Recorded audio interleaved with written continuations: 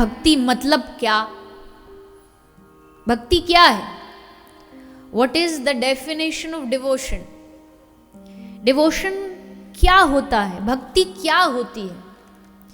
क्या चंद परंपराओं का निर्वहन करना भक्ति होता है? बोले हाँ, वो भक्ति का एक पार्ट है। जैसे पूजा, आरती, तीर्थ स्थान, ये सब वेस्ट नहीं है। जो लोग कहते हैं अरे ये सब भक्ति नहीं होती, भक्ति दिल में होती है, ना ना ना भैया, ये भी भक्ति है। कौन कहता है ये भक्ति नहीं है? ये भक्ति का एक पार्ट है, ये भक्ति का एक अंग है। पर भक्ति का मूल अर्थ क्या है? बोले भक्ति का मूल अर्थ है भज सेवायाम। भज धातु से भजन बना है, और भज धातु का मतलब होता है टू जॉइन समथिंग, किसी चीज को जोड़ देना। जोड़ देना, क्या जोड़ देना? अपने जीवन की गति, मति, अपने जीवन का कर्म, अपने जीवन का धर्म, सब कुछ भगवान से जोड़ देना, ये भजन है। जो कर रहा हूं, खा रहा हूं तो भी भगवान के लिए, जी रहा हूं तो भी भगवान के लिए। एक महापुरुष के मुख से मैंने सुना, नहा भी रहे हो ना तो सोचो भगवान के लिए स्नान कर रहा हूं। भगवान के लिए क्यों? बोले भैया स्नान करके ठाकुर जी के सामने जाएंगे, बढ़िया कंघी वंगी करके जाएंगे, बाल वाल साफ ठीक करके जाएंगे, तो भगवान भी देख के हमको कहेंगे अरे बड़ा सुंदर लग रहा है आज तो। और बस इतना भाव आती वो भक्ति हो जाती है। एक महात्मा जी रहते थे जंगल में, उनकी कुटिया में कुछ नहीं था, एक विशेष चीज वो रखते थे, एक था दर्पण, शीशा, और एक कंघी, वो उनकी परमानेंट साथ रहती थी। और हमेशा जब देखो कंघी से ऐसे बाल बनाते, शीशा में देखते, हाँ बढ़िया लग रहे, फिर रख देते। फिर थोड़ी देर बाद फिर देखते। अब संसार वाले देखेंगे तो यही बोलेंगे बाबा जी तो बड़ा ये फैशन के चक्कर में पड़ा है, जब देखो कंघा ही घुमाता रहता है। तो किसी ने पूछ लिया कि बाबा आप दिन भर कंघी करते रहते हो, दर्पण में चेहरा देखते रहते हो, ऐसा क्यों करते हो? तो बाबा ने कहा कि भैया हम किसी को ये बात बताते नहीं, पर तू पूछ रहा तो बता देते।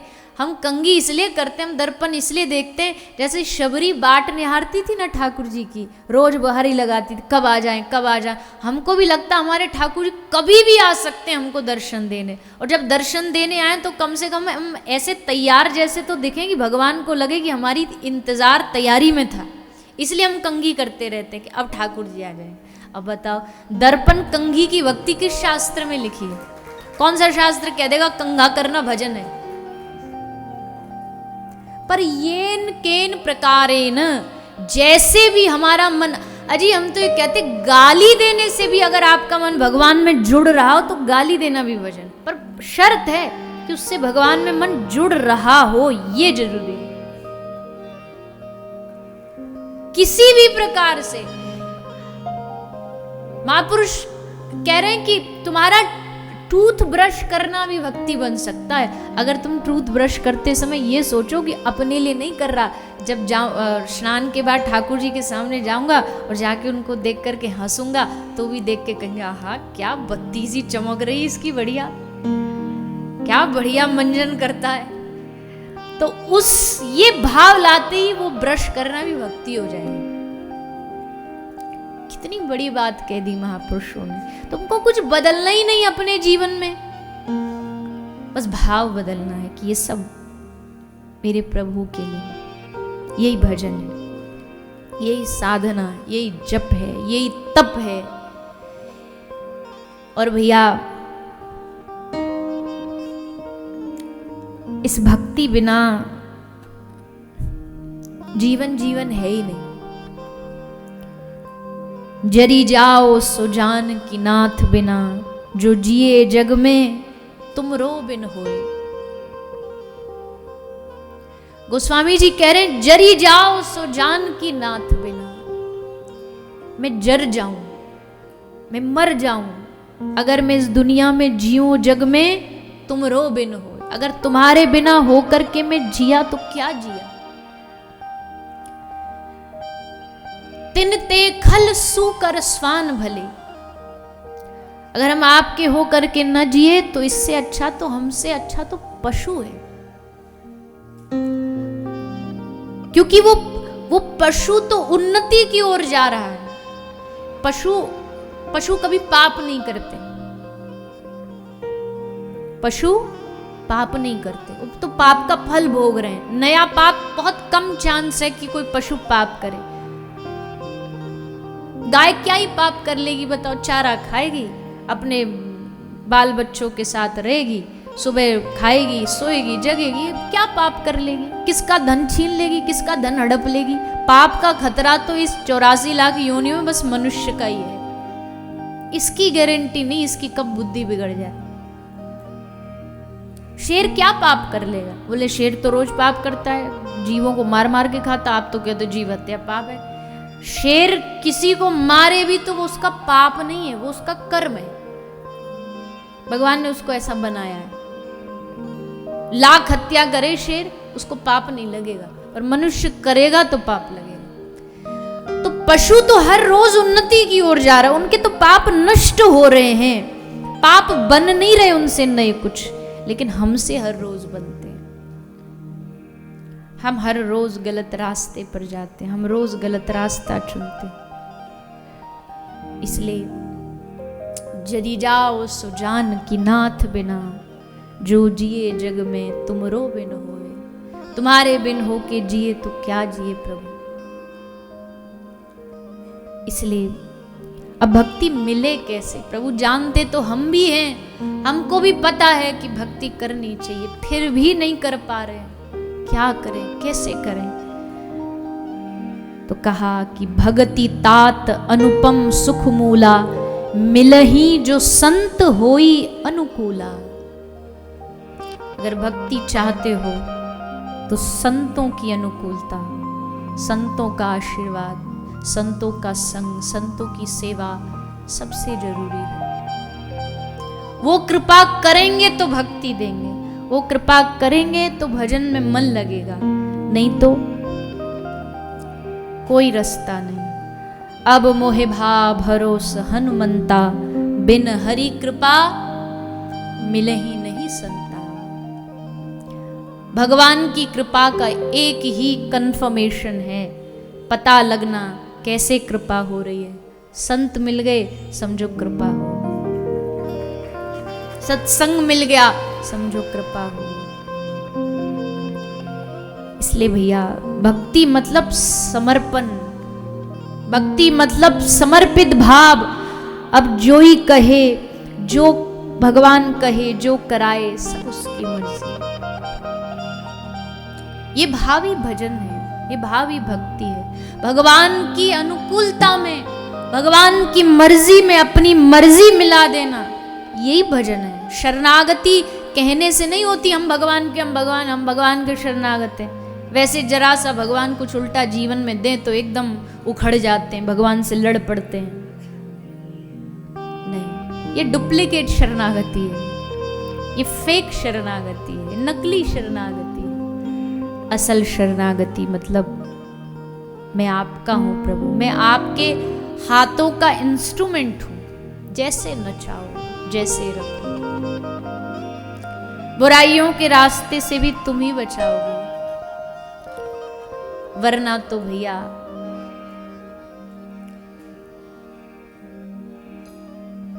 माया का चक्कर चल रहा है, सब उसमें पिस रहे हैं, हम भी पिसते चले जाएंगे और एक दिन हाथ से रेत फिसल जाएगा, हाथ से जीवन की सांसें निकल जाएंगी, और जब होश आएगा तब तक सब कुछ खत्म हो चुका होगा। श्री सूरदास जी कहते हैं, जन्म कष्ट ते मात दुखित भई, अति दुख प्राण सह्यो। हमारे जन्म के कष्ट से हमने 9 महीना माता को कष्ट ही दिया। अगर जन्म लेने के बाद भी भजन नहीं किया तो श्री भागवत सुन्यो नहीं कबहू, बीच ही भटक मर्यो। अगर हम भगवान को नहीं भज पाए तो भटकते ही रहेंगे, मरते ही रहेंगे, जन्म लेते रहेंगे, मरते रहेंगे, और ये चक्र ऐसे ही चलता रहेगा। सूरदास कहो सब जग डूब्यो, समस्त जगत संसार में जग में डूबता ही रहता है। जुग जुग भगत तरयो, अगर इस संसार से कभी कोई तर पाया है तो वो केवल आपको भजने वाला तर पाया है। इसलिए संसार की कोई भी चीज भले कितनी भी लुभावनी हो, पर अंत में उसे विनाश ही होता है। अगर कहीं कल्याण होगा तो वो केवल भजन से होगा। इसलिए उमा कहूँ मैं अनुभव अपना, सत हरि भजन जगत सब सपना। बिना हरि के भजन के जगत सपना है। सपने में लगता है कि अभी कोई शेर आया, खाया, शरीर गया, मर गए। जगते हैं तो लगता है कि ये सब झूठ था। ठीक वैसे ही संसार का ये सपना चल रहा है। एक दिन जब आंख मूंद जाएगी तब समझ आएगा कि ये सब सपना था, टूट गया और फिर भी हम कुछ पा न सके। जिनके हृदय भगति नहीं आनी, जीवित शव समान तेहि प्राणी। जिनके जीवन में भजन नहीं, कह रहे हैं कि उसमें और किसी शव में, मुर्दे में कोई फर्क नहीं। मुर्दा भी क्या ही करता, कुछ नहीं करता। वैसे ही जिसके जीवन में भजन नहीं, वो मुर्दे के ही समान है। बस सांस चल रही है पर जी नहीं रहा।